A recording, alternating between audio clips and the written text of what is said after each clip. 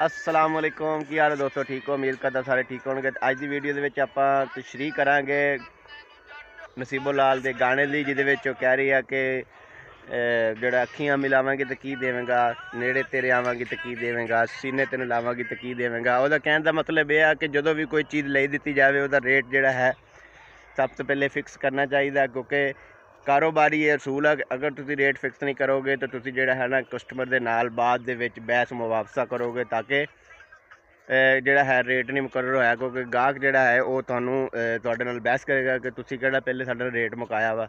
ठीक होगा, इस वजह तो उन्हें कहा कि सब तो पहले तुसी अपना रेट मुकर्रर करो, ठीक है, उस तो बाद चीज़ लैनी देनी चाहिए होंदी है। इस वजह तो उन्होंने कहा गाने दे विच ओहदी मैं तशरीह कर रहा कि जफ्फियां दे पाएंगा तो की देवेंगा, तो सीने मैनू लावेंगे तो की देवेंगा, ताकि हर एक कारोबार का असूल है कि सब तो पहले वह रेट मुकना चाहिए वा, उस तो बाद जोड़ा है वो तुसी चीज़ लै दे सकते हो।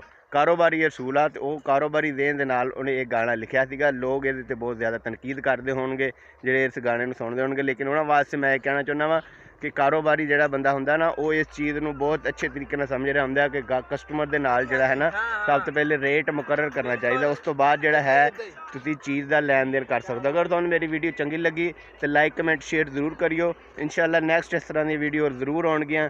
बहुत बहुत शुक्रिया, अल्लाह हाफिज़।